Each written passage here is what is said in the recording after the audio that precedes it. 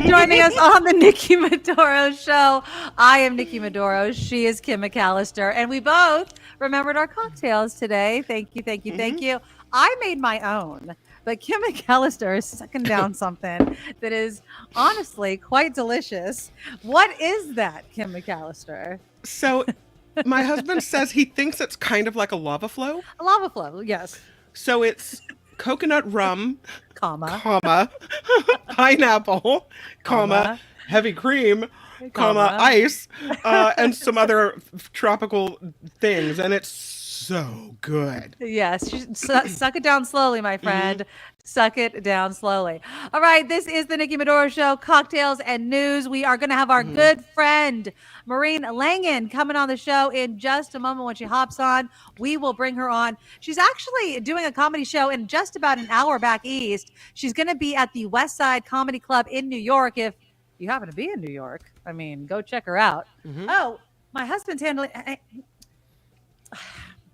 What do you My have? husband has handed me something that our friend, who is she's in Mallorca right now. Heather Hammond actually bought this for me a long time ago, and this is not suitable for work. But since we're not at work, we don't care. What do you have? Just the tipsy. Oh, is that the penis drink? Yeah, it's the Nice. penis model. I like it. And on that note, of course, let's bring on our good friend Maureen Langan. Hey! Oh my God, you nut jobs. I love coming in on a good penis. You know, we drink on our show now, Maureen. So on that note, welcome, my friend. I was just introducing you. You are at the West Side Comedy Club tonight in New York. But you've been all around. I follow you, obviously, on social media, and you have been the jet setter, my friend. I have been traveling all over the place, and I'm just going to give a quick shout that I'm going to be coming to the Punchline in San Francisco next week. Good. So I'm going to be next Wednesday, the 16th. I'm going to be in San Francisco. So I'm way psyched. I got a bunch of West Coast gigs. So thank you, ladies, for letting me hang with you. Of course. Anytime. I'm so happy to see the two of you together. And stop acting like you weren't drinking on your other shows. So anyway, stop that. So yeah, you know, I just was... I went to, I just created my own little comedy tour for 6 weeks, and I was in Croatia and Slovenia, France, and then 2 weeks in London. And just to create it, you know, because there's so much ageism and sexism in the comedy business. It's disgusting. Honestly, you can't believe the things that I hear. And over there, it wasn't like that at all, which was wonderful. Yeah, it was mind-boggling. It was unbelievable. Like, oh, it was amazing. Now, you were on America's Got Talent. Obviously, you did fabulously. We were cracking up. I was so proud to see you on stage. Oh, thank you. I mean, and it, you know what I love about it? I mean, I love the Don't Make Me Hate You. I love that whole line. I love just everything that comes from it. You know, obviously, it's tough. It's tough to be a comedian, let alone a female comedian. Do you feel like what you get here in America versus when you travel, is the comedy the same? Is the punchlines the same? Do they get it the same? No, they read books. They don't ban them. So it's very different. More intelligent comedy. They know references and they know what a semicolon is and who Charles Dickens is. It's crazy. I can say nutty stuff. First of all, what I say to them when I'm over there, because there's really a strong anti-American sentiment toward a lot of people, and a lot of anti-Semitism as well, which really people wouldn't call it anti-Semitism, but I would. You know, just this blaming of the Jews for a lot. Then that doesn't mean we don't have compassion for what the heck is going on in the Middle East and all of this nuttiness. But the blatant things about, but the Jews always do this, and the Jews, and I'm like, whoa, that's a little intense. I heard a lot of that, not everywhere, but I heard pockets of it. And another comedian one night, I met her in London, and she said the night before, she said, okay, I'm asking if people are out of town. Ireland's good, Scotland's good, but give me something else. And somebody said, I'm from Israel. And she said the entire audience booed. That's what I'm talking about. Wow. Oh, wow. Yeah, she's not Israel. I know. So that was one thing, but it was interesting because I love that I could talk about politics there. And here it's very alienating. And you don't want to alienate an audience. But on the other hand, you want to speak freely, which is why I love coming to San Francisco, because we're pretty aligned. And I think I'm pretty progressive, but not nearly enough for San Francisco, apparently. And I'll tell you a funny story about that. But I said to them, I love my country, which I do. I just don't like 50% of the people in it. But yeah, I'm teasing. And I said, it's nice to be here where people are reading books instead of banning them. Who would have ever thought that Ireland would be more progressive than America? I mean, my mother's from Ireland. So it was kind of nice to say, here, if you do, I said, look, I can't even do a Trump joke. I can't even say, hey, how much, I can't even ask a question about Trump. I can't say, hey, how much weight do I have to gain to go to a Trump rally? Do I need all my teeth? I can't even ask a simple question. But, and then I'm like, why didn't you make fun of Biden? Because I was raised, you don't speak ill of the dead. That's why. Do you feel like in New York that you're constantly running into Trump supporters, or how is it in Manhattan? No, not Manhattan. But in my beloved New Jersey, where I grew up under 30 miles away, I see the street signs, the lawn, and I'm like, no, E tu Brute, no. Oh, I know, it's so hard. I mean, even here, I'm in San Jose. I mean, in the Bay Area, you know what I see? I see a Trump flag on one side, and then it counters with a Kamala Harris or a sanity for 2024 kind of sign. And I just kind of feel like it's sort of this balance. But do you ever get exhausted? I mean, do you yearn for the days where you can make jokes about things that aren't about politics, or do you want to yearn for the days where you could just talk about all the politics and it doesn't even matter? I just don't want it to be so. The anger is what leads all the time. I have a lot of anger. I'm angry on stage, which is what my comedy is about. But it's so that I'm nice to people off stage. But I think Nikki and Kim, I'm not afraid to talk about politics, but I also want people to come out and have a good time. So it's not most of what I talk about. I might touch on it depending on the audience. San Francisco, for sure. Absolutely. Marin, for sure. But Grass Valley, maybe not. Yeah. I just want people to have some laughs, and I want to know my audience, and that's the thing. I do want to be respectful, but it is hard for me to understand that even these things are revealed that he gave Putin a COVID testing the COVID machine, test, and all that nonsense. How does this not bother people? Right.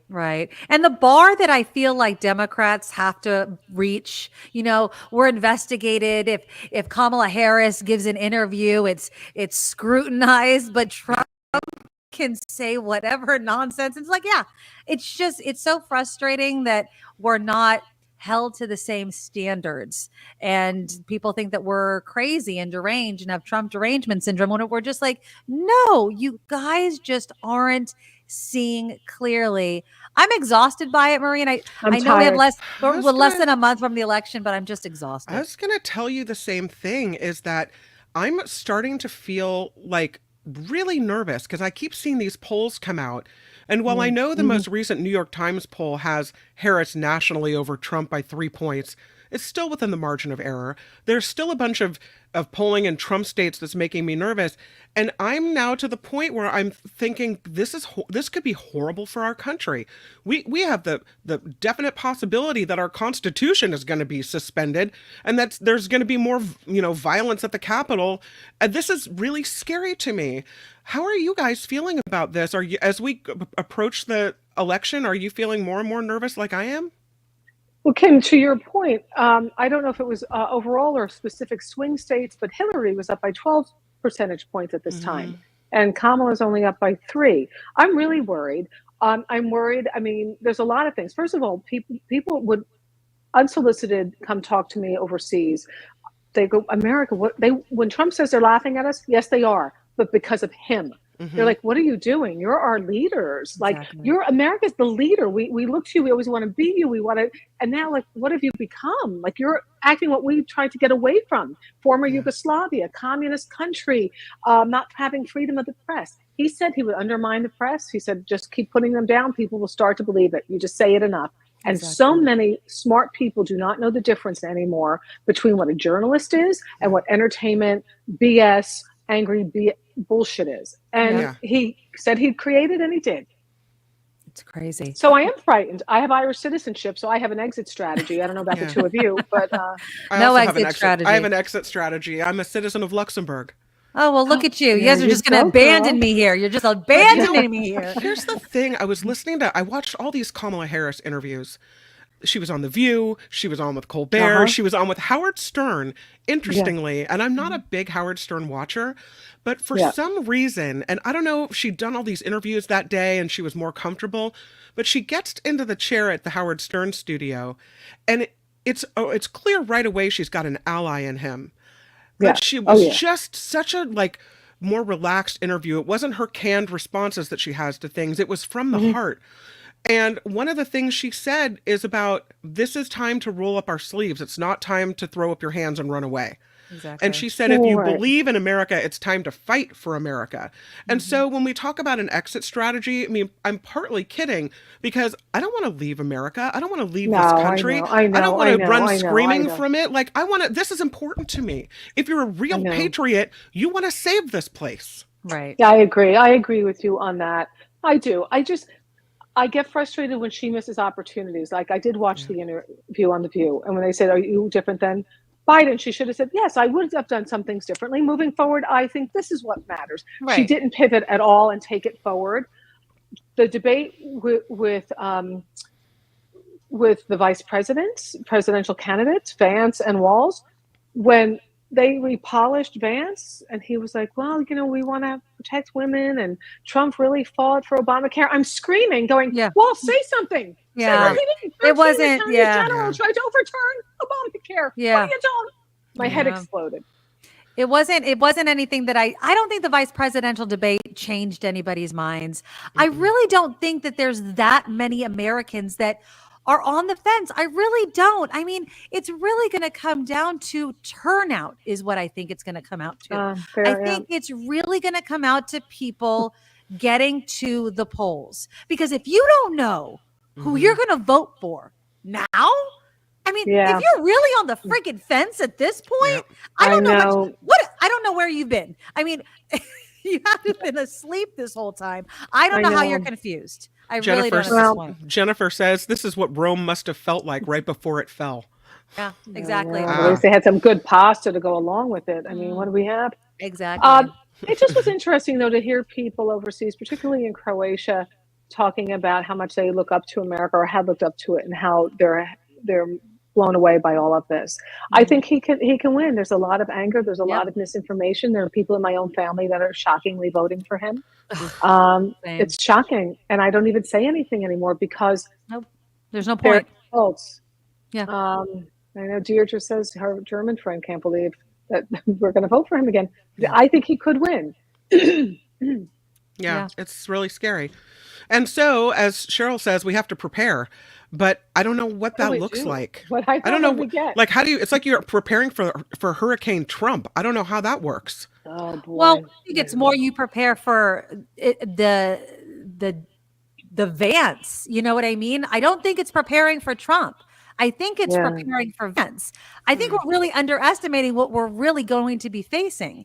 It's not Trump again, because Trump, I think, is just, we know what we can expect from him. It's what Vance and this Project 2025 and the people that are going to be surrounding Trump and Vance, who they're going to be putting in place, these yes men and women who are not going to be holding back. Trump has nothing to lose. Zero. He could do whatever. I wonder why people, sorry, Nikki, I wonder why people weren't deterred when so many people who were in his administration came out and said, I will not vote for him. His vice president, Dick Cheney, Liz Cheney, all these people who've come out of the woodwork saying, generals say, I cannot support him. So I think you're right. My nieces who are in college at Northeastern, and they're young, they're in their early 20s. They told me, their friends told me that once Kamala got the nod to run, that they were so relieved, that they felt that there was somebody now in their camp. So I hope so. Because I fear if Trump gets in, that though the tide is swinging with the women and the right to vote, so he realizes now that there's a backlash. So he goes where the wind is. He's not an ideologue. There is no moral compass in him. It's just what will get him elected. So they might tone down the women thing.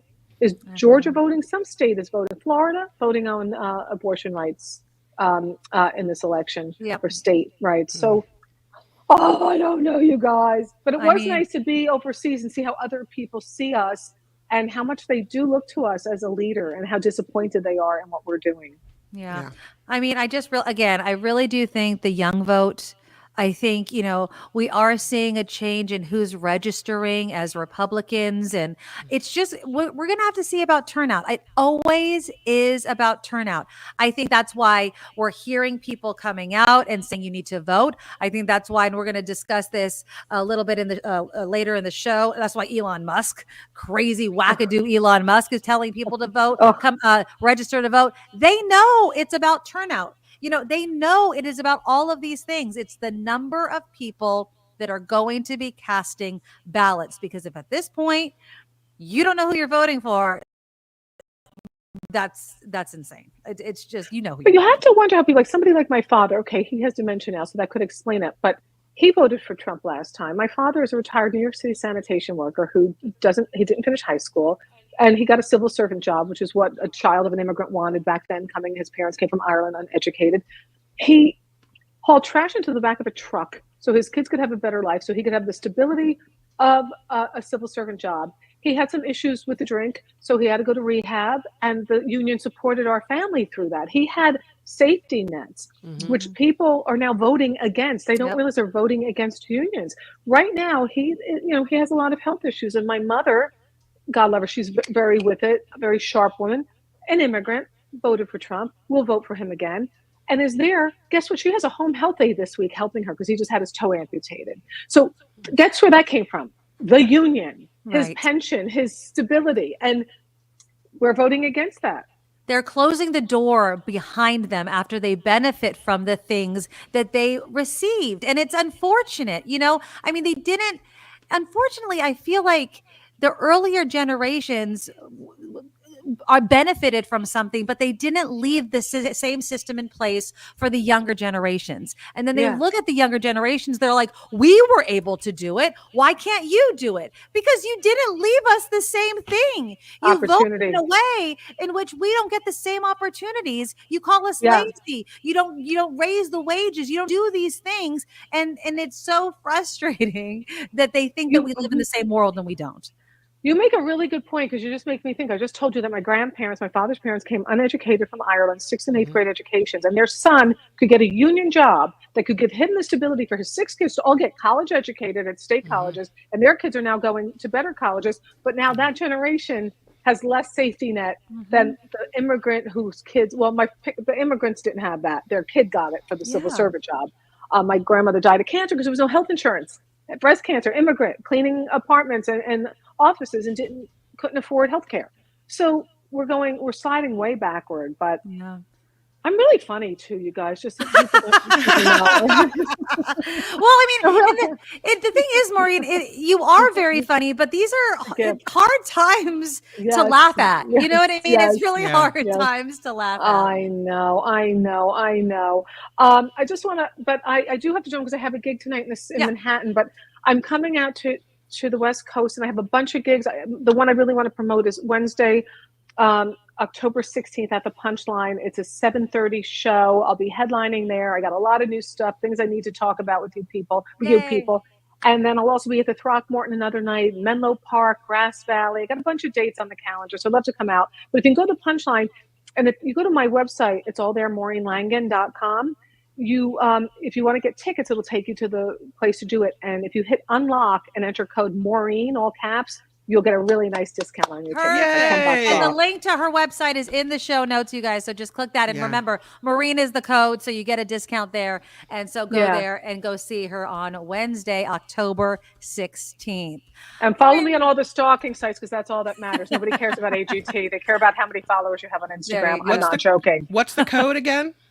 Maureen. That would be Maureen, as in my name. Her name. Her first name. Caps. Maureen. Put it caps, all caps. All caps. All caps and Maureen. Okay. There you go. I adore you gals. You're two of my favorite. Can I come hang out with you again? Anytime. Just let us know. Thursdays. We are always drinking 5:00 somewhere. Thursdays at 5 Pacific. Thursdays at 5. That would be great. You're two of the most the smartest, most down to earth, warm, Aw, wonderful people, and we it just love you. makes me so happy. And I hope you're having a big following with this show because you deserve it. You're Oh, terrific. thank you. And mwah, The thanks, door you is ladies. always open, my Bye. friend. All right, thank Yep. you, Maureen Thank Langan. you, Catch her on guys. Break a Wednesday. leg. Bye. Bye. Bye. It's so great to see her. I So again, know. MaureenLangan.com, all caps Maureen. Go check her out Wednesday, October 16th. That's going to be really a fun show. Mhm. All right, so let's see. So Hurricane Milton. Yikes. There were it wasn't a category 5 when it landed. Now, I'm going to tell you something. I don't want people to take the wrong way. Okay. I'm just going to say this before we get to all the videos and all the stories and everything that came out. Okay. I'm just going to say this. I'm a little aggravated. You want to know why I'm a little aggravated? Because today on social media, do you want to know how many people were saying, oh my God, all these people, President Biden, all these emergency officials were blowing this hurricane out of proportion, making all these people evacuated, and it wasn't even as bad as they said it was going to be. The storm surge wasn't as high as they said it was going to be, blah, blah, blah. Isn't that a good thing? Isn't it a good thing that it didn't do a direct hit to Tampa Bay, that it was a little south or whatever? I mean, isn't that a good thing? And I'm going to go to all of you religious people that were praying that it didn't do what it said it was going to do, that your prayers were freaking answered. And now all of a sudden you're bitching and moaning that your prayers were answered and it wasn't as bad as you thought it was going to be. Can I just say stop? Because it's so annoying when things go well, that then you want to vilify the people that tried to save your ass. Can you just stop it already? It's very annoying. I'm just saying. It's so Deidre annoying. says, my mom's cousin said the government caused the hurricane and not the warming ocean. Oh my God. Okay. The Marjorie Taylor Greene crap, Crazy. it is so insane. Okay. So again, there are a ton of stories coming out. President Biden, I mean, the fact that the president of the United States had to come out and actually say the words that the government did not cause the hurricane just goes to show how wackadoo, just how insane, just politics has become in this country. I'm going to show you this video. I mean, remember, this is the president of the United States that has to go on television to say this crap. Now the claims are getting even more bizarre. Congresswoman Marjorie Taylor Greene, a congresswoman of Georgia, is now saying the federal government is literally controlling the weather. We're controlling the weather. It's beyond ridiculous. It's got to stop. Moments like this, there are no red or blue states. There's one United States of America, where neighbors are helping neighbors. Volunteers and first responders are risking everything, including their own lives, to help their fellow Americans. State, local, and federal officials are standing side by side. Let me repeat, no one should make the American people question whether their governments will be making sure that this is acting on strikes, they'll be there. Okay, so Marjorie Taylor Greene is taking some sort of earlier press conference about, cloud seeding or some sort of crap, and taking that and then making it sound like Biden is creating hurricanes off the coast and just swirling them. There was a woman. Oh, I think I have the video. There was a woman. I think I have it right here. Now, I want you to listen to this video. And this is what I mean. And they wonder why we think that MAGA people are effing morons. And it's because of crap like this. Here we go. What happened with the hurricanes?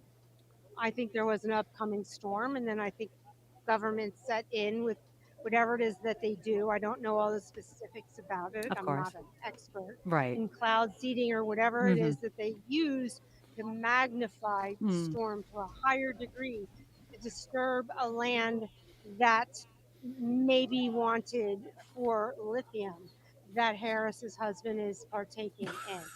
What?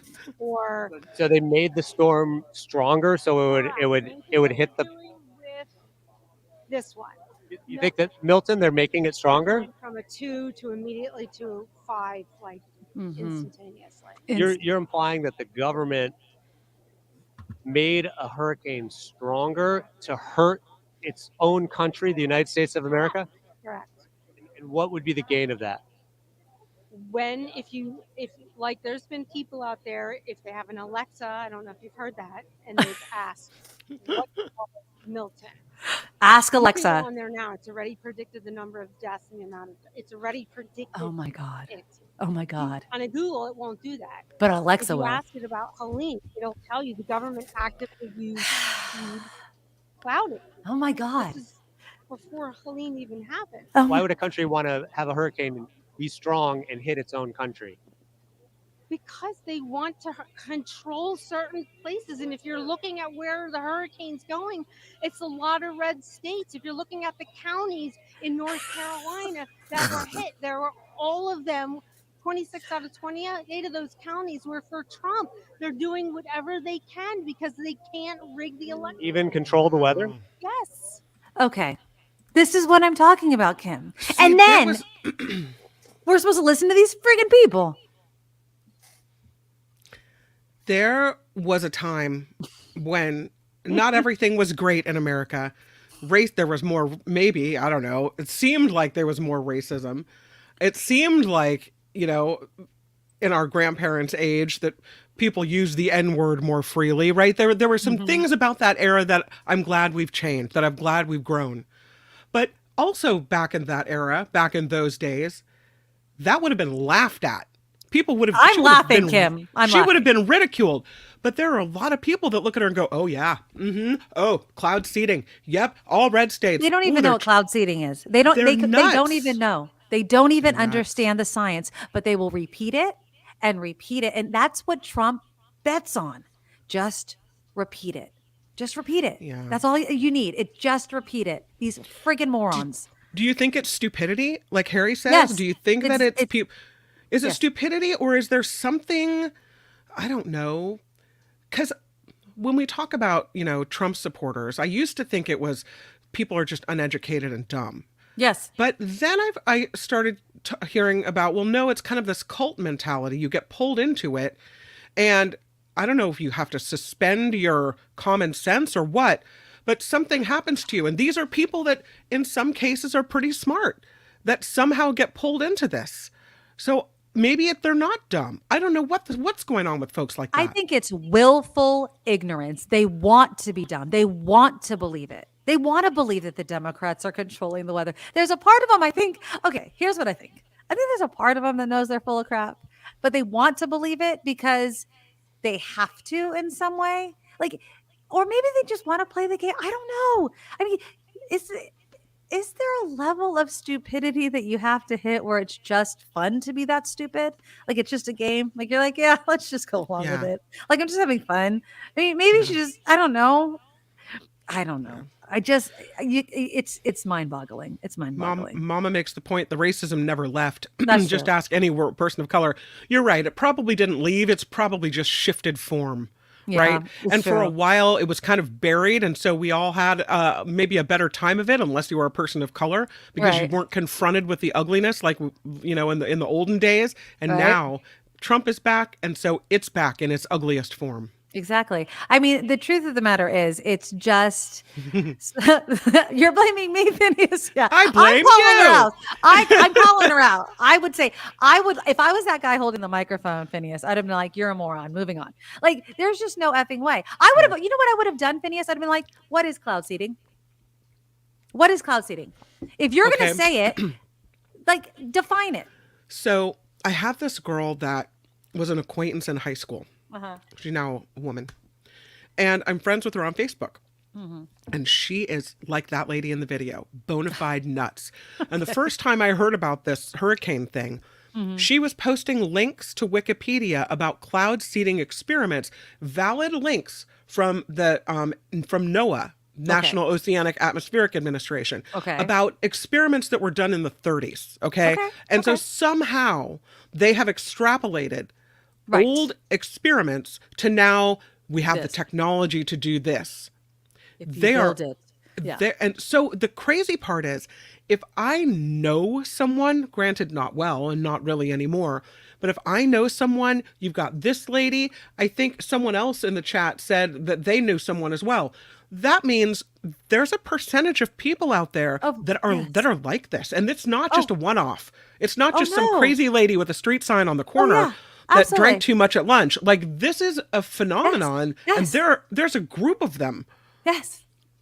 I mean, again, people will hear cloud seeding, and then they'll be like, oh, then that just means we're messing with the weather, right? But you know what's interesting is they'll take cloud seeding, just cloud seeding, and they'll believe that 100%. But scientists for decades telling you about climate change, and they will dismiss that for generations. It's like, we have been telling you about climate change. We have literally been predicting these stronger hurricanes, and we have evidence after evidence, year after year. And you guys are like, nah. We say cloud seeding one month, and you're like, yep, that's the reason. You're an effing moron. You know what I mean? Sue Ann making the excellent point. If they can control the weather, why do we have droughts? If we can control the weather, why is Mar-a-Lago still standing? If we can control the weather, right? You know what I mean? Yes. Like, I would have pinpointed that friggin' building a long ass time ago. I'm just. Oh, here comes the FBI knocking on your door. I'm sorry, you would have done what, Nikki? The building, just the building, just the building, just the building. Yes. And say anyone was inside of it. I'm just, these people. It's just like rigging the election. Believe me, if we could rig the election, someone would have never been president. Like, nothing that you guys say makes sense. Stop it. It's just so stupid. Now, Teacher Lori says they're watching old episodes of General Hospital when the Cassadians had a weather control machine. Like, that's how ridiculous it is. But they don't care. What's even more ridiculous is that people buy it. Like, what happened to us? I saw Not this. us. I put it on the screen earlier, but what Liz says, the world is laughing at us. They think they must have a very low opinion of our education. Well, they must. I mean, they must think we're absolutely ridiculous. The Sharpie. God, all you need is a Sharpie. Remember the Sharpie when Trump brought out that Sharpie? I mean, do you remember that? Do you remember how he just could not admit that he was wrong about something, so he just made that circle bigger? Do you remember that was his presidency? Like, people are like, remember how great Trump's presidency was? No. Do you remember how asinine his presidency was? I mean, it was so exhausting.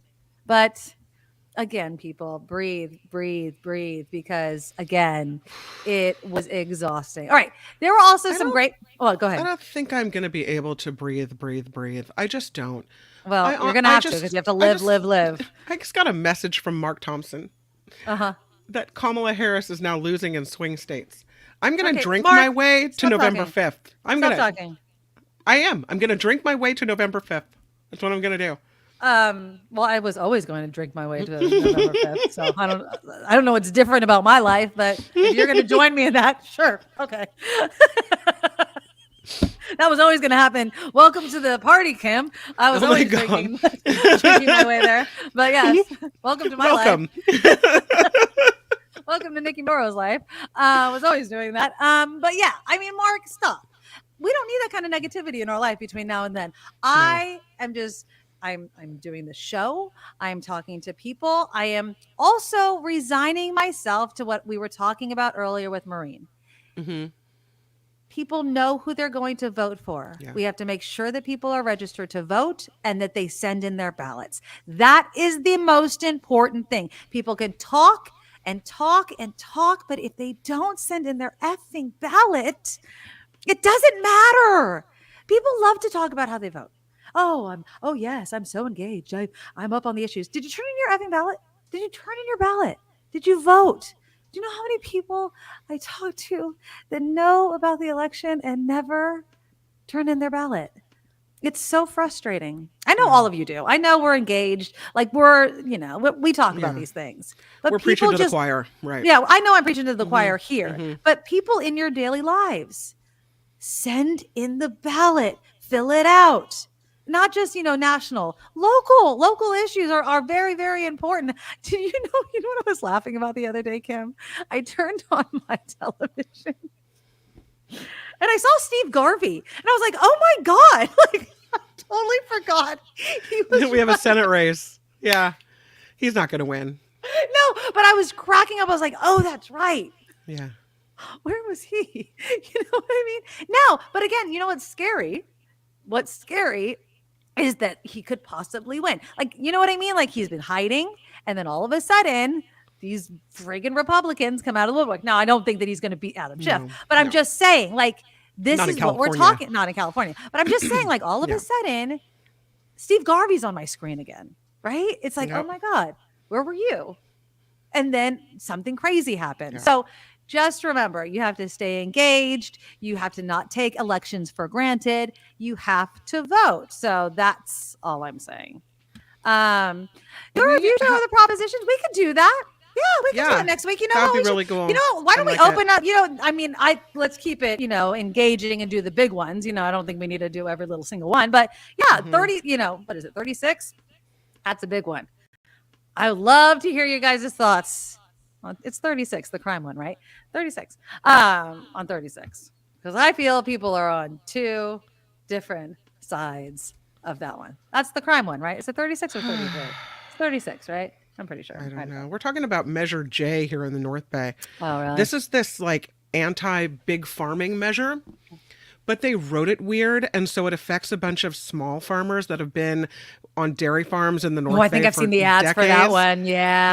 Yeah, Oh, so is that's a that the rough one where they're one. trying to turn everyone vegan? Is that the ad where I keep saying, or that he wants everyone to go vegan? Well, I mean, okay, so you know there are some videos of these warehouses where they keep chickens and they're all bunched together and their feet never touch grass, and it's horrible, right? Right. Nobody wants that.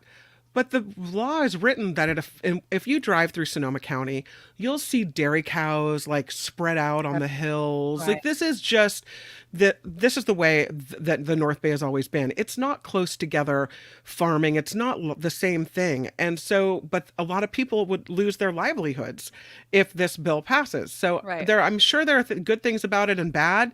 But I was having a debate with my mom about it in the driveway before the show. So that's kind of the hot one up here.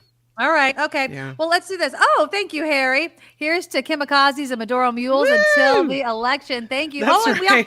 we also have to say thank you to Gary Swart, who gave us 20 bucks earlier. Gary! Gary, thank you so much. He donated when Maureen was on, and we didn't give him a thank you earlier. Thank you to both Gary and Harry. You guys are rhyming over here. Thank you to all of our supporters. We appreciate you. We cannot do the show without you. So thank you for that. Oh, so yeah, maybe next week, because the election's coming up quickly. So how about this? We'll do the propositions next week. And if any of you feel very strongly on the yes or the no, if you want to pop on and debate it, or like kind of give your piece, we'll give the link and you can pop on. How about that? Like if you're, like it. or if I'm speaking like yes, or everyone's on one side and you're like, no, I want to say why, you could pop on if you want, if everybody's like on one side or the other, because that could be pretty fun. Yeah, because I always like people to read through the ballot themselves, because they try to sneak things in on you. You know what I mean? It sounds like it's one thing, and then all of a Something sudden, else. you know, and we could do the endorsements and all that. So that could be a fun Or thing they that we could do say, next week. You think you're voting yes, but a yes really means no, and a no really Right. means yes. And it's like, Yeah, what? Why are yeah. you trying to confuse me? And I know we're going to be really focused on the Bay. So if there's any, I know that we have listeners outside. So if there's any ones that are outside the Bay that you guys want us to, we'll do state ones, obviously. But any other ones that are interesting, you guys send them to me and we'll touch on them. So that'll be fun next week. So Donald Trump was in Detroit. He's got this, he's going to talk about revitalizing the auto industry and what have you. But he goes to Detroit and he goes on this rambling 3-hour-long speech. Okay. And first of all, 3 hours. Oh, I heard about this. This is longer 3 than hours even. is too long. Yeah. And he says to the people of Detroit that if you elect Kamala Harris, the entire country will end up being like Detroit. It's like, screw you, man. You're talking to people in Detroit. So Like, it's basically, slapping them with the backhand. Right. The whole country is going to be like, you want to know the truth, he said? It'll be like Detroit. Our whole country will end up being like Detroit. If she's your president, you're going to have a mess on your hands.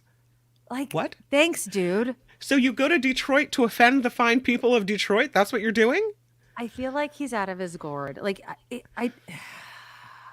and he just rambles and rambles and rambles. Like, this is the guy that you want to listen to forever and ever and ever and ever and ever. I'm just saying, like, this isn't a guy that you want to be president. I'm just saying.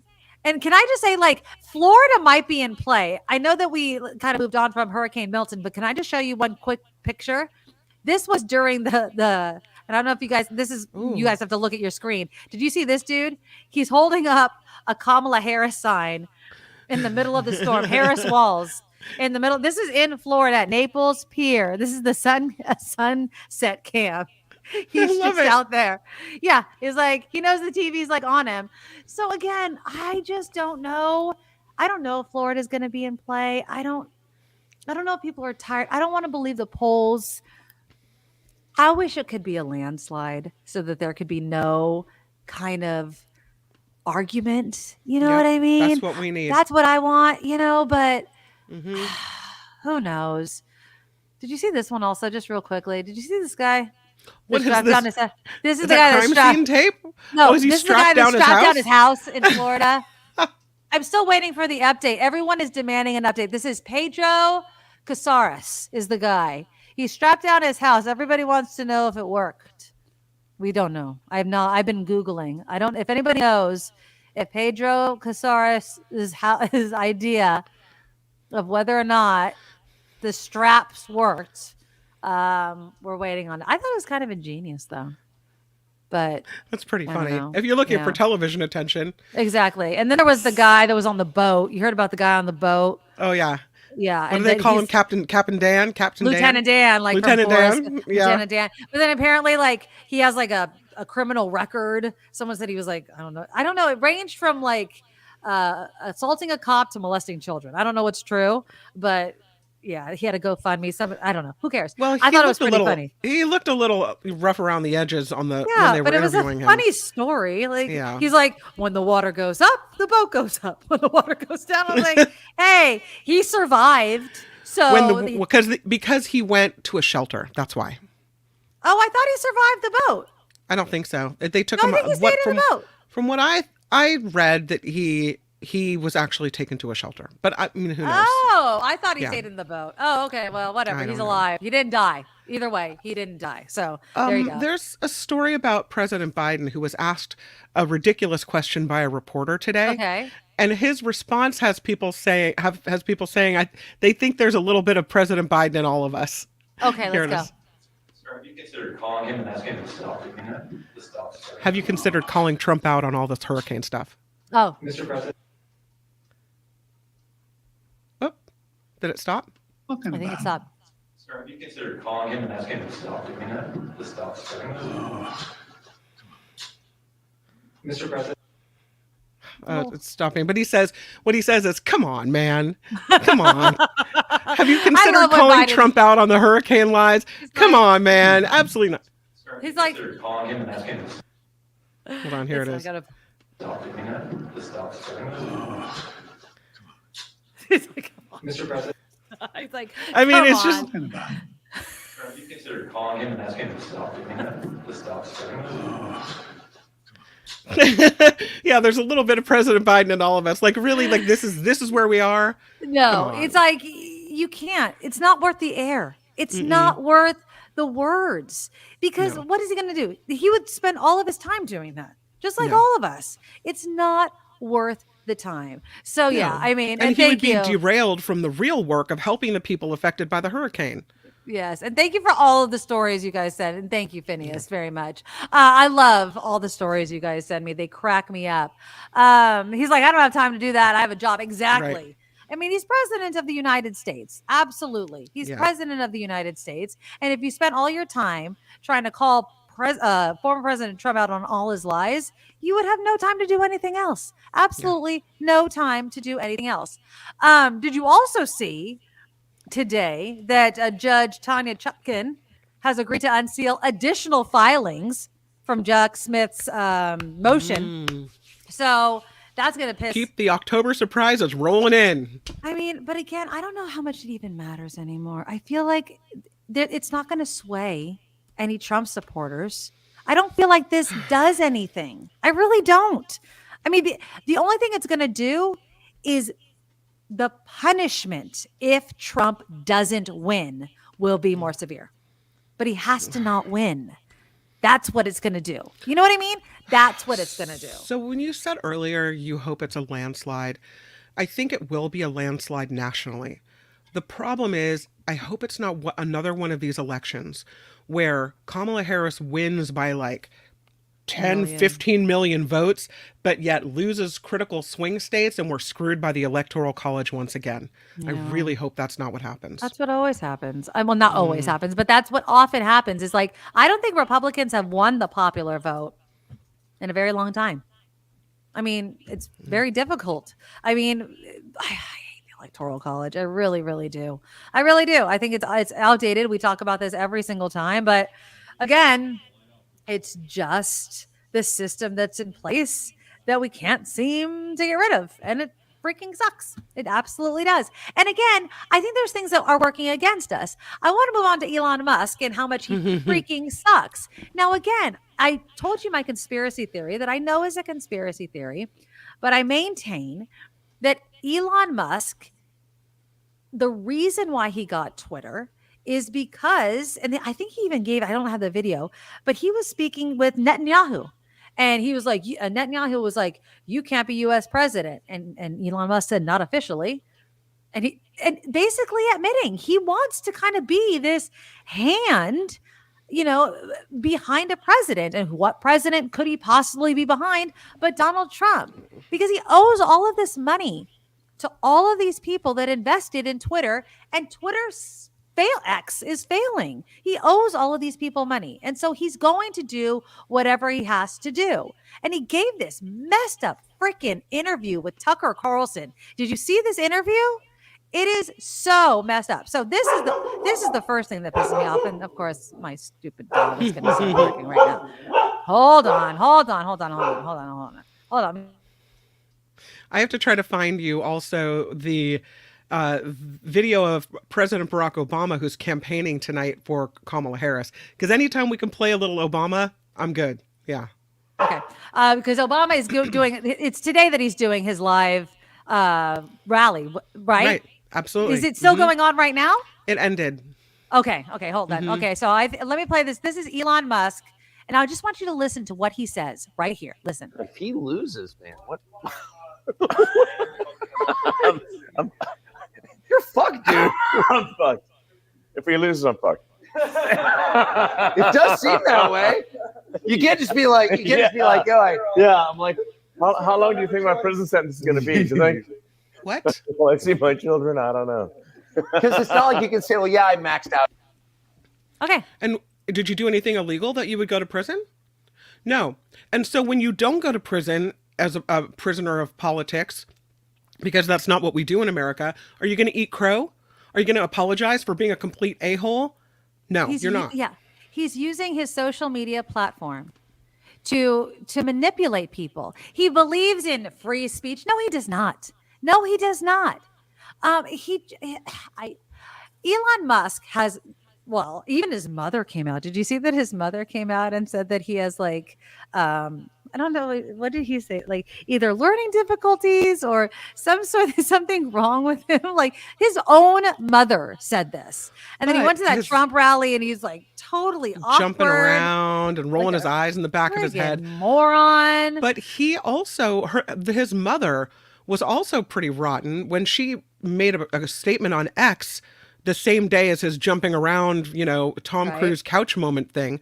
And she said that basically advocated people registering to vote in many different names and committing voter fraud. Yeah, I mean, and her comment had to be pulled down from X. Then they had to put a disclaimer, this is illegal type of thing. Exactly. So she's a little. Well, you wonder as well. where she gets it, but yeah, I mean, exactly. And then listen to this one. This is another one. I'm sure if you're watching this on the recording, I'm gonna have to pull this because this is from Tucker's interview. But listen to this. If she wins, I mean, how can they let X continue in its current form, in its current role in American society? They won't. They will try to shut it down by any means possible.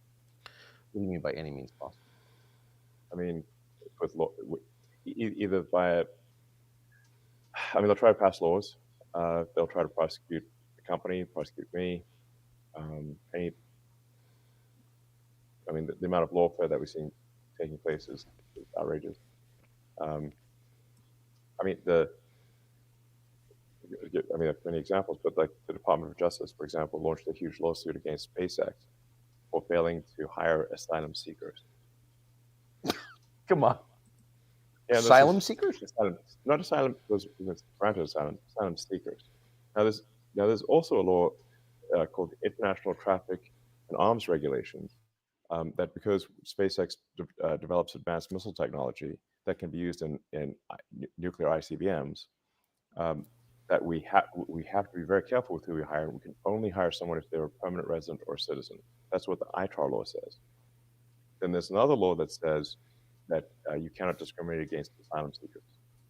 So we're damned if you do, damned if you don't. I don't know. Hold on. He's full of crap. Yeah. You have to take everything he says with a grain of salt. Exactly.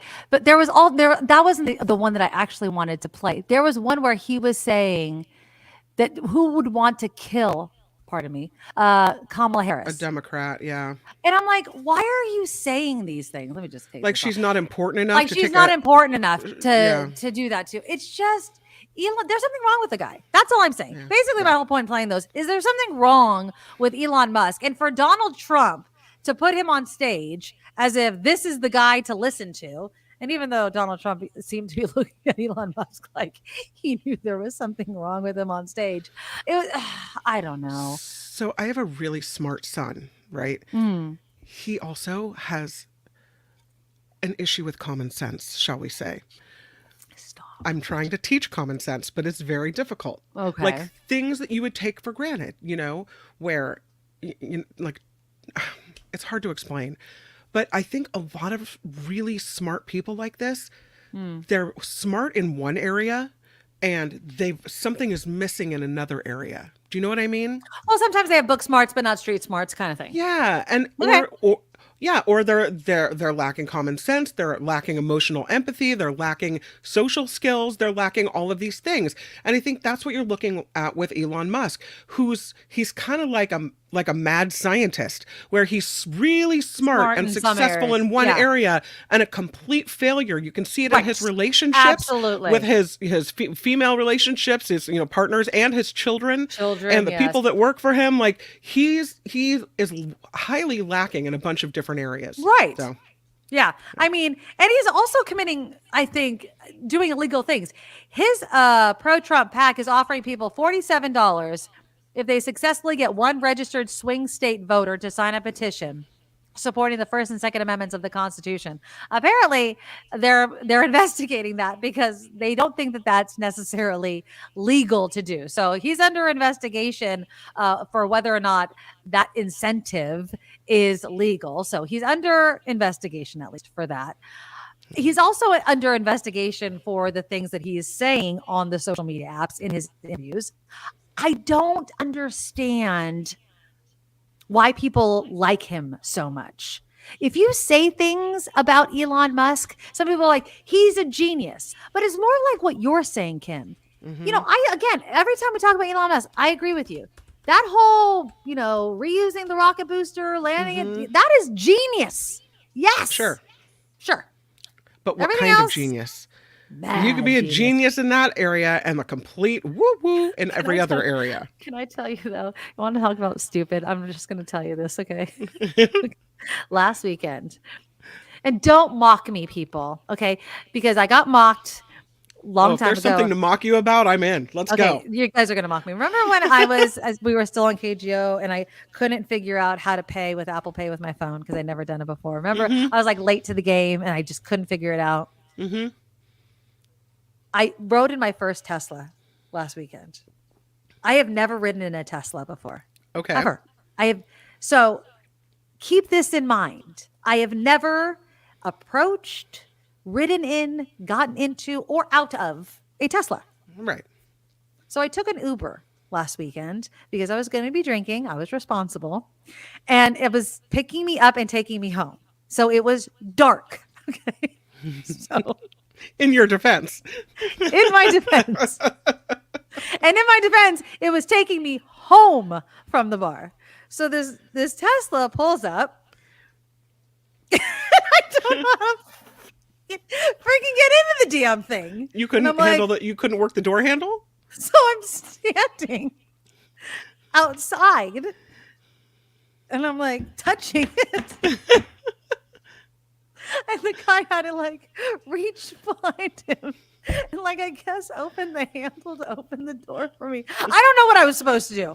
I don't know what I'm supposed to do to open the door. Am I supposed to put my hand on? I don't know. You guys let me know. I don't know what I'm freaking supposed to do. I don't know. And so You're not alone. Deidre says the same thing happened to her and the driver had to come open the door for her too. So see, you have good company. But then I had to get out.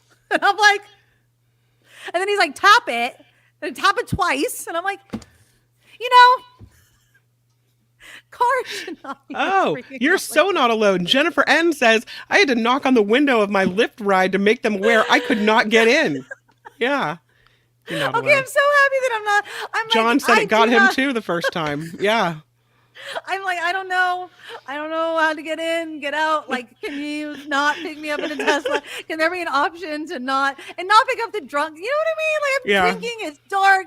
Can this just not be my first experience? I was like, I don't know how to do this. And the guy was giggling at me when I was leaving. He's like, bye. I was like, bye. All by myself. Teacher Lori makes a good point. Musk didn't figure out the rockets. He hired people who did that. He seems like he maybe used to be smart at picking industries to get into. PayPal was a good choice. Tesla was a good choice, right? These things. So maybe he's got some business savvy, and that seems to be about it. Really. Right. I mean, that's a very, very good point. But, you know, I'm just saying. Tesla might be a little too complicated for this girl. That's all I'm saying. Okay, I have some Barack Obama for you. Oh, okay. And I don't think so. I think once you get it, my sister, by the way, she told my sister has a Tesla, and she said, you can just take my car because they were in the driveway and such that my car was blocked. And she goes, so when you drive it, and she's explaining to me, like, I'm getting a driving lesson because the way you operate a Tesla is different than a regular vehicle. And I look, my eyes crossed, and I'm like, if it's not driving the same way as any other car, and I don't want to drive it. I have to do something different with the accelerator, then maybe this isn't a good idea. No. Yeah. I'm like, no, thank you. I just want to drive a car that acts like a car. How about that? Yeah. Can I just do that? I completely agree. So here is Barack Obama. He's giving a rally in Pittsburgh tonight on behalf of Kamala Harris. Steelers fan. So, and watching the Steelers this season, it seems I'm not the only guy from Chicago who likes being in Pittsburgh. Because so far, Justin Fields is doing pretty good. Now, before we get started, we have a little bit of work to do here. All right, so I want everybody to be, just settle in. We got some work to do. Before we get started, I did want to say that we are heartbroken about the loss of life in Florida, North Carolina, states across the Southwest. We are thinking about people, families whose lives have been upended by the storms over the last couple of weeks. I could not be more grateful for the first responders and FEMA professionals who have put themselves in harm's way to try and help.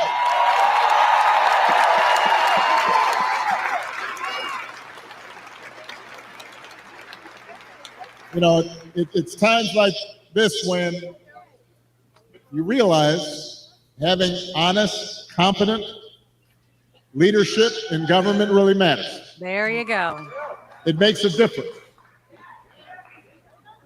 And today I'm asking you to vote for some of those leaders, including some folks we need working with your outstanding governor, who you just heard from, Governor Josh Shapiro. We need them in Harrisburg. So we need you to vote for your next Auditor General, Malcolm Kenyatta. Oh, he's going, down your ballot. Next Attorney General, Eugene DePascale. Your next State Treasurer, Eric McClellan. And my buddy, your outstanding United States Senator, Bob Casey.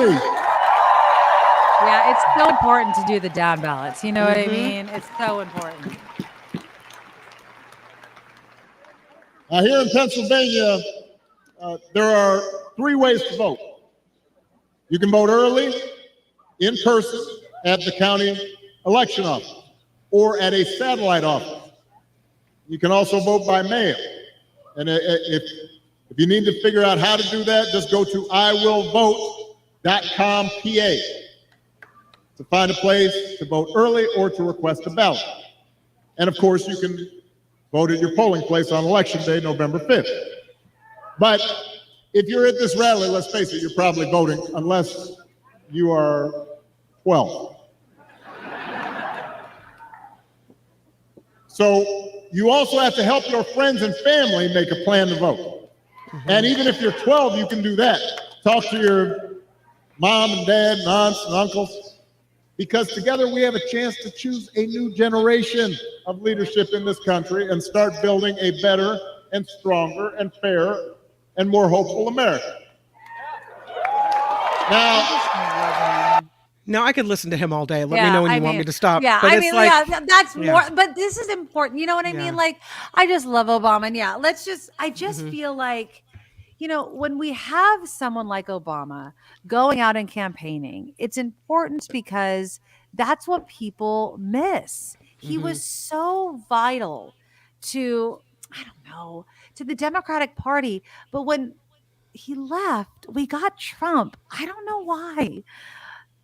We had to go so far to the other side, Kim. I just think that people just couldn't stand the fact that we had a successful African-American president. I think that was really honestly it. I think that because he was so popular, he was so articulate. I just think that they couldn't stand it. I mean, really. And was he perfect? No, by no means. No president is, right? No president is. But I don't know. He brought class. He brought, I don't know. I know it's going to sound cheesy. I know I'm going to say it. He brought like the whole hope and change thing. You know what I mean? And it's so disappointing that the response from the Republicans was someone that was so polar opposite. They could have elected someone, or they could have brought someone that was a Republican response, right? Like, okay, couldn't you find a classy Republican, right? Like, not a polar opposite. You know what I mean? Like, okay, like, yes, we might disagree about policy and the way to do it, but literally the polar opposite of Obama, like the trashiest, rudest, like cheating on your wife, grab him by the pee, like literal polar opposite of Barack Obama. Hypocrite, like literal hypocrite. It boggles my mind. But anyways, I'm just you know what? Let's stop talking about Trump. Let's Are we done with the politics portion of the evening? I always try to keep it about an hour. I really do. I always like to do the last half hour of something else. I'm just trying to say, Trump is the underbelly of society. I hope and pray that, we turn the page on him, but you have to tell your family and your friends to turn in those friggin' ballots. That is going to be the most important thing. All right. Okay. I want to talk about something else. I want to talk about the Gen Z, because again, younger voters, right? People that are 18 and up, this younger generation. Can I also talk real quickly and mention, by the way, that it is like pulling effing teeth to get my daughter to get her driver's permit. I don't understand why this generation doesn't want to drive anymore, but it is like pulling teeth to get my daughter to get her driver's permit. But anyways, I'm working on it. But anyways, 18 and up. There's this Huffington Post article.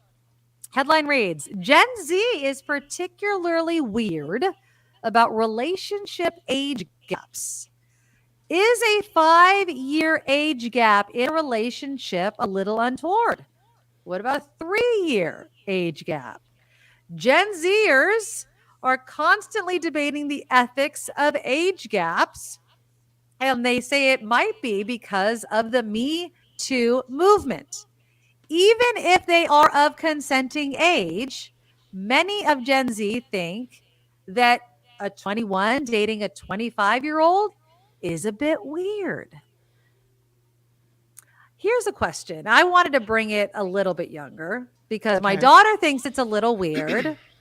for, let's say, a freshman, even a sophomore, to be dating, let's say, upperclassmen, junior, senior. She's like, freshmen and sophomore can date, juniors and seniors can date, but the two shall not intertwine. I mean, I guess a sophomore and a junior can date because they can kind of go that way, but like a freshman and a senior. So, you know, it used to be like seniors would like check out the new fresh meat, I guess. But now that is just gross. So at my daughter's high school, there was a girl who was a senior who was dating a freshman boy. And it was scandalous. Julia just thought that was the most disgusting thing you could do. Yeah, my daughter thinks so. It's they disgusting. do. They have a big problem with it. They think it's kind of like, I don't Pedophile. know, deviant. Yeah. Deviant. Yeah. They think that. it's like, they think it's. Whereas you and I look at it and go, it's you're 4 years, 3 years difference. If you're in high school, my husband is 4 years older than I am. My parents are 10 years apart. Wow. Yeah. My parents are Maybe it 10 becomes years less apart. important the older we get, the more the age doesn't necessarily matter as much. I don't know. Well, what about 10 years? Fans of Billie Eilish were up in arms back in 2022 when the then 20-year-old, and I remember this because my daughter was part of this, was dating a fellow musician who was in his early 30s. One viral tweet about the 10-year age gap reads, Jesse Rutherford, the 30-year-old, was alive during George H.W. Bush's presidency. Billie Eilish cannot legally drink. You know, I think there can be something to be said of if one is in, let's say one can't legally drink and one is obviously able to drink, can they even, you know, go out together? Like, what are you talking about? I saw, who is Bill Belichick. He's dating a 25-year-old. Yeah, I saw that. OMG. I mean, come on. She's legal. She's Can't, 24 years old. Yeah. She is 24 years old. Here's the picture. I didn't enlarge it, but let's just And show what's the that thing. conversation like at dinner? What do they really have to talk about? And I'm not saying she's like a dimwit or anything, but like, come on, Bill. Come on. Right. Come on, Bill. Like, give me a freaking regular here. Like, what are you talking about? Stop. It's kind of smacks of, I don't know, being Like, desperate, that's your. There is no way that he's going out and they don't think that's his granddaughter. Like, there is no freaking way. Patricia says, "Yep, my daughter's now 19 and totally thinks it's gross if you date a few years older. I don't get it." Cheryl says, "My husband was 11 years older. I was married at 19." Oh wow, are you guys still together? I guess she says my She husband, says my not my husband. ex-husband. Yeah, so it works out in some cases, right? But that's also okay, Cheryl. I mean, obviously different generations, right? So, yeah. Teacher says, "Sad when I learned that Brad Pitt is 60 and is dating someone around 32, and Leonardo DiCaprio doesn't date anybody. What is it, 24, 27? He always dates like somebody in his 20s. That's just gross. That's just gross." Callie says, "Remember the Republican lawyer in his 30s dating high school girls at the mall?" Oh, yeah, that's pervy. My husband's friend is 67 and his girlfriend is 27. Now, let me ask you guys this. What if it was my girlfriend is 67 and her boyfriend is 27? Well, here's how the do we thing feel is about that? Normally we see this with men, right? Right. So if a woman does it, people are like, oh, like remember when Stella got Demi her groove Moore back. Remember that married movie? Ashton Kutcher, and we were like, oh my God, what is she doing? Yeah, but everybody was fine with it after a while because they worked for a while. I say, you know what? If it's okay for men, then it's okay for women. Go get it. And Ricky says at 69, my girlfriend was 55. Is that too weird? I don't think so. I don't think so. I mean, at 69 and 55, I feel like you're both at the same stage in your life, right? Like, but if, I don't know, you know? Cheryl says, one thing I have to say is that if you marry an older guy, you do have to be prepared to for him to get sick and that you may have to take care of him. And if you love him, that's great, which I did. But she said it is very difficult. So, I mean, it's true. You got to go into it knowing that, right? This is the other thing. I mean, okay, I don't want to get graphic, okay? But it's like if you're Bill Belichick and you're with a 24-year-old, I mean, not to be crude, okay? But those are old balls. I mean, really? No offense to older balls, but I'm just saying, like, she can get younger dudes. She's a cute girl. I just feel like it's just, I'm just saying, like, it's why it's ringing, not gold digger ish, but why? You can get younger D. No. These are men that have status, that may have money, She that could have probably, accumulated wealth in their life, and that's why. if you're rubbing elbows with Bill Belichick, you're rubbing elbows with other football players, right? I mean, if you're in that circle, you're in that circle. So why is she rubbing elbows with Bill Belichick and not the football players? That's what I'm. And then here's the other question. Does it scream daddy issues? Perhaps. Maybe it just screams, I want to be the person in the limelight with the person in power. Jennifer says if it's not kids, it really doesn't matter. Just make your own choice. I mean, I'm judgy McJudger over here. Please, we're just having a conversation. I fully believe, this is the honest to God truth. Do what you want. I'm just having a conversation over here. But old balls is true.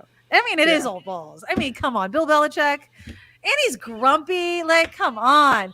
But yeah, I mean, I just feel like, dude, really, I'm just saying. Maybe the older balls are the wealthy balls. Oh, I'm sure. But he is not known to be like that. I mean, and I don't know anything about him. I just know him to be a grumpy old Patriots coach. That's all I know about him. How about 45 and Melania? She did it just for the money. If there was anybody that just did it for the money, it's her. Because ew. Although, I mean, I'm not saying that Trump was ever attractive. You do not feel the love in that relationship. No, exactly. But I'm just saying, like, for somebody as young and 24, I just feel like you can rub elbows with somebody much younger. And what are you getting out of it? She's in her prime. She's in her baby making age. But men can always make babies. I know. You could always make babies. So there is that. So I wish you well. We kind of wish you well. I mean, hey, good luck with the old balls, ma'am. Rock on. Hang lower and lower and lower as the years go by. I guess. There you go. Oh, well. You know what also is, and speaking of love, by the way, I don't know if you talked about this with Tim. He doesn't normally do TV shows, but he might do this one. Did he review Nobody Wants This? I did, because I watched it and fell in love with that I show. Did watched you watch anybody. I did. I binge watched So it. good. Did you like it? I loved it. Can we talk about the debate over that a little bit? I know that everybody wants a season 2. Has anybody? Am I going to blow this? Is there a debate? So this is a TV show that's on Netflix. It's a and series. it stars yes. Kristen Bell and Adam Brody, I think his name is. Yes. And it's basically this woman who's an atheist. She's just this. She doesn't. She doesn't believe in God. White woman who's an not atheist. Religious. Yeah. Who's not religious, and she falls in love with a rabbi. Yes. And but you learn in the scheme of this whole show thing, is Nobody Wants This on Netflix. Here, I'll show you the. Nobody wants this. Here it is. Yeah, nobody wants this. There they are. Yeah, very, very. And these two together are hot chemistry. Hot. Yes, they're very, very good. Okay. And so, anyways, the debate is. Go ahead. I was listening to an interview with Kristen Bell, and she's watching the show with her husband. Is Dax Shepard is his name, right? And he said, he looked at her and he goes, I really want you to kiss that guy. He goes, I am so invested in this character. You know that when I want you to kiss him, the show is good. Yes, exactly. So anyways, Adam Brody is a rabbi. She does not have any religious. She doesn't know if she even believes in God, but they like really fall for each other. And he obviously he wants to be head rabbi. Like he's all in, obviously. And so it's very important for him to see if she will convert. And so they date and they really fall in love with each other. And anyways, the whole, I don't know if I want to really blow the ending because it's a really good show, but the debate is this, like, would you, if you didn't really believe in something, would you make a big decision about joining a religion that you didn't fully 100% believe in if you 100% were in love with somebody? I mean, that's my question to you. Could you do that? Personally, I don't know. I don't think so, but it's because you're not really a religious person. I'm not. You're not a religious person at all. No. But if you were like, I know that David obviously probably isn't either, right? I don't know. No, he's not. So what if David was though? What if he was like full blown? Let's not take rabbi. Let's say Catholic, and he's like, I would love for you to convert. Well, could you do it? I have a very good friend, and she was the first of my friends to get married in her 20s. And she fell in love with this guy who's from a very Catholic family.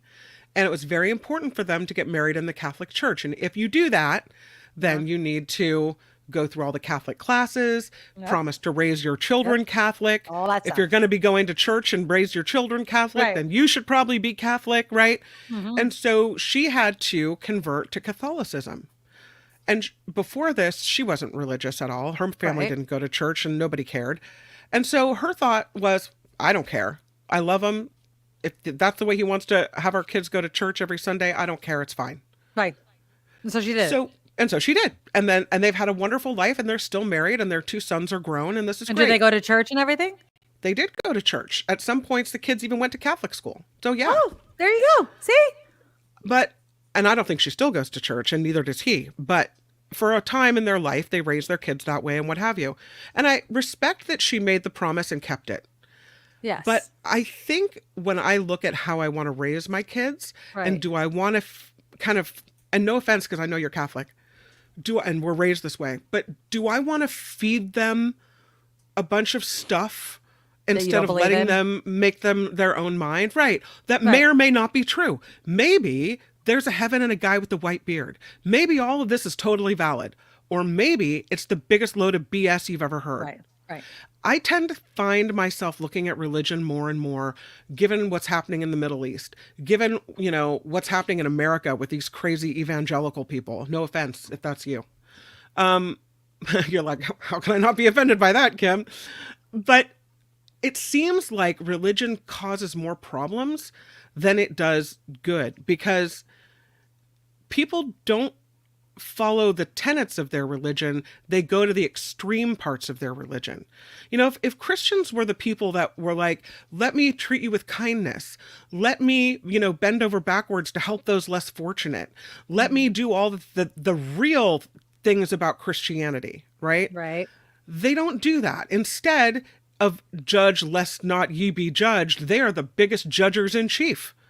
So I would have a hard time cramming all that crap down my kid's throat, especially if I didn't believe it in the first place. So I have to say that my answer to that is no. If I was Kristen Bell, but see, in this show, she learns a lot about the Jewish religion. There are beautiful things about the Jewish religion I didn't know.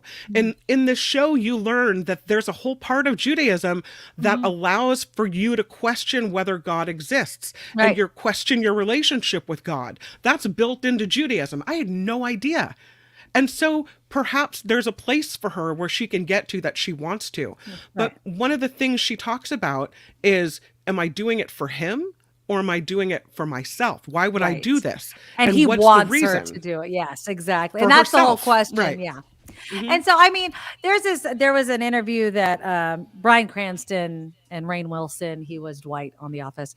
They were talking about it. And Bryan Cranston was kind of talking about religion and kind of saying what you are. And he's like, once religion starts sounding like something, they start talking about it man-made, once the rules start sounding man-made, dealing with power or manipulation or something like that, that's when I start turning away from it, right? Like there can be, and we're kind of talking more about religion than the show here, but there's a difference between believing in God and believing in the spirit and believing in the good, and then believing in the rules that separate us and other us and all those sorts of things. But what I love about the show is exactly what you were talking about. It's kind of the learning, and obviously this deals a lot with Judaism and the Jewish people and learning things that I knew nothing about. Also because I'm not Jewish, but it's really a really interesting kind of dilemma. So I love it, but I love Christian Bell and I love Adam Brody, and they do really well. I can't imagine being married to a freaking celebrity that has to make out on screen, because They make out really, really well. Oh my gosh, that kiss made me weak in the knees, and I was the like, first kiss that they did, where "Whoa." like, is there any way that we could do this? And she's like, yeah. I was like, hell yeah, baby, hell yeah.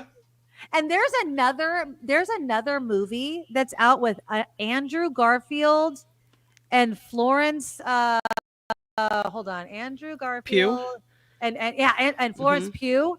And I just read an article where there's a scene where they had to make out, and apparently they called cut and they didn't hear, and they just kept going, and the cameraman had to like turn around. And they instinctively realized that they were like still going, and they looked, and the cameraman had like turned around. So yeah, I don't know if I could be married to a celebrity like that. I think both of them are single though, so it wasn't that big of a deal. Dita says the Baptist church scarred me for life.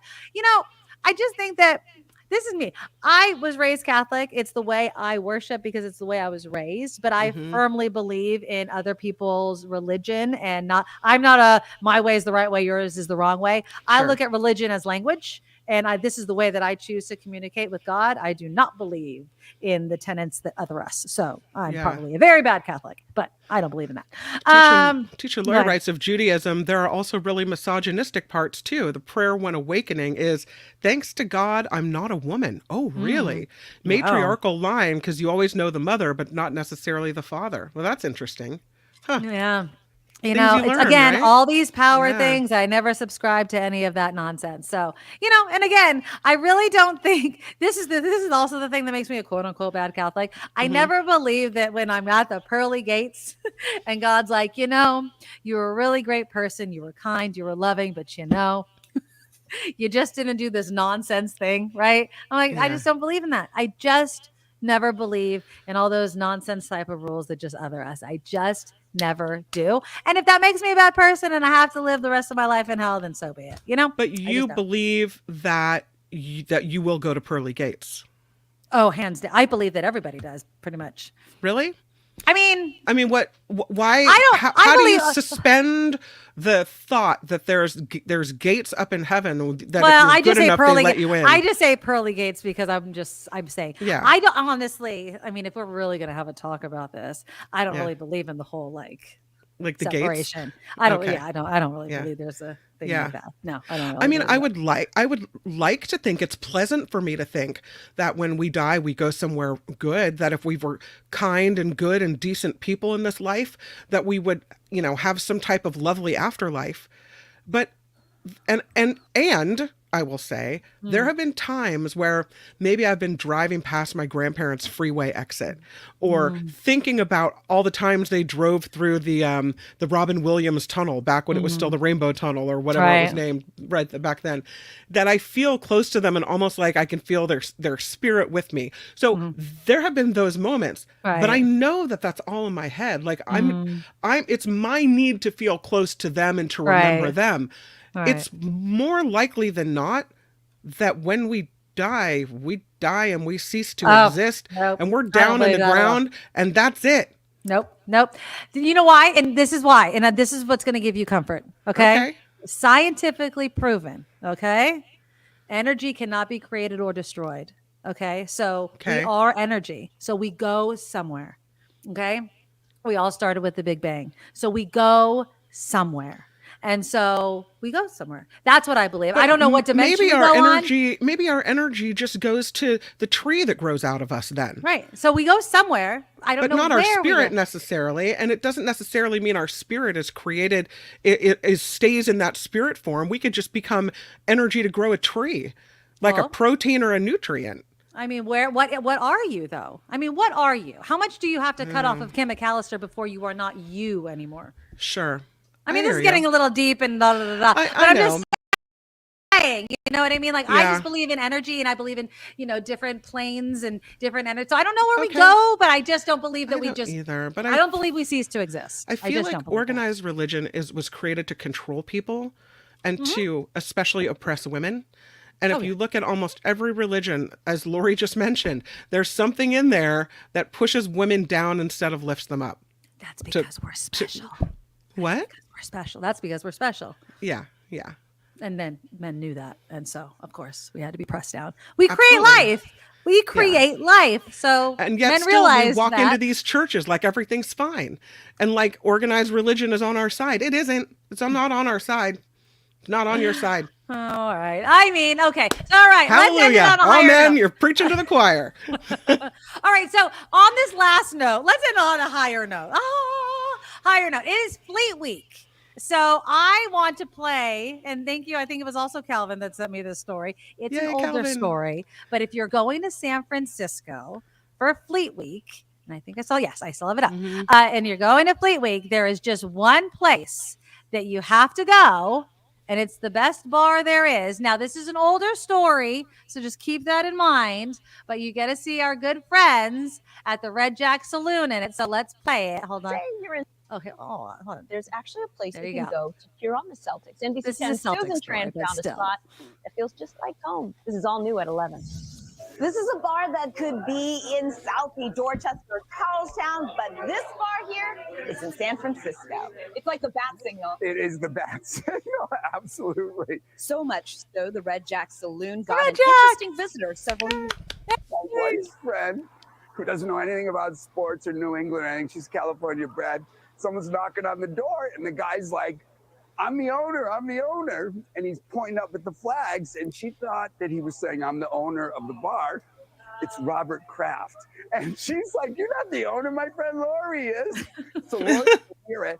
She comes running out, and Mr. Kraft is like, what's going on? If it's not Robert Kraft, then it's the other assorted New England fans looking for a home away from home. My father coached UMass football from 1961 to 70. When Mark Fuchsia bought the place in 1994, he turned this Bay Area bar into a Boston beacon. We've got one of the greatest pictures ever. Welcome to Boston, Lusa, with the year that we won four titles. It's a place Celtics fans here for the NBA Finals can come together. They come in here and they can relax, and it's New England sports fans are the best. You know, they're absolutely the best, and they love to get together and watch the games. And the New England fandom has been instrumental in keeping this small neighborhood bar open. Every time we thought we were going to go out of business, a New England team would step up, and the customers would come in and pay our bills. So it's just been such a blessing, especially after being closed for 455 days due to the pandemic. Where's Bill Russell? We got it over here, right here. Bill Russell with all 11 rings. When you're the away team, it's good to know a place like Red Jack Saloon still makes you feel like you have home court advantage. Oh my God. And then like Pritchard came in and everyone's hitting threes, and Horford and like Marcus Smart's hitting everything he's throwing up. I'm like, it's our year. Come game time here at the Red Jack Saloon, the inside here will be full of green. In San Francisco, Susan Tran, NBC 10 Boston. All right, so Right that's the on. Red Jack Saloon. So if you guys go to San Francisco and you're going for Fleet Week this weekend, it's supposed to be really nice. It's not going to be too hot again. You have to go to the Red Jack Saloon. Obviously, there it is. That's what it looks like. You have to go say hi To Lori above the bar. and Mark. And Daniel also is a great supporter of the show. They've been Yay. longtime supporters of Mark and my show and Kim. You got to get a Maduro Mule or a Kimikaze or a Martini. Just say hi to them, support them. It's a great bar. I'm telling you, just go there. You're going to feel instantly comfortable. And it's also like right there. It's like if you go see the planes and everything, it's literally right there. So it's the best bar to go to, and just go say hi to everybody out there. I'm not. And there's Dan. That's Dan with That's the hot Dan. sauce. Yes, there you go. And thank you, Dan, for always being a great supporter of the show as well. Yeah. So, and thank you to everybody that's been supporting the show. We love you guys so very much. But I had to mention the bar.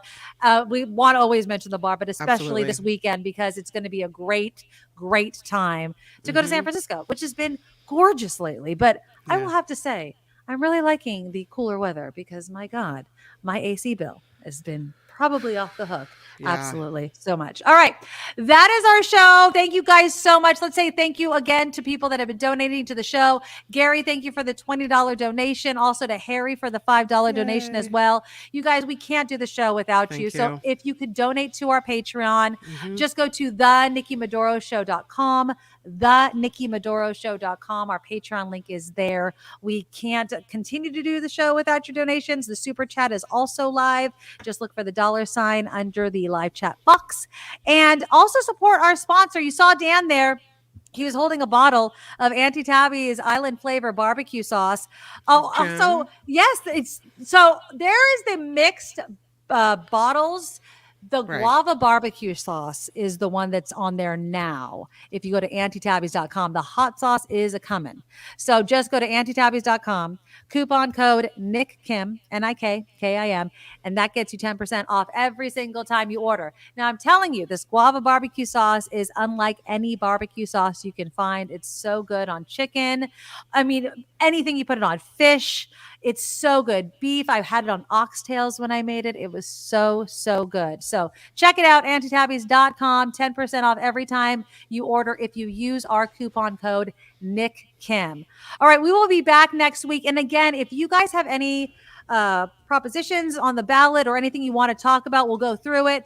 We'll literally bring out the book. We'll go through them. We'll talk about them, any of them, the big ones that we're going to debate. The crime one. I'm telling you, some people like it and some people say no. Gavin Newsom, he had that quote where he was like, I don't recognize California. He's really against that bill, but it is very, very popular.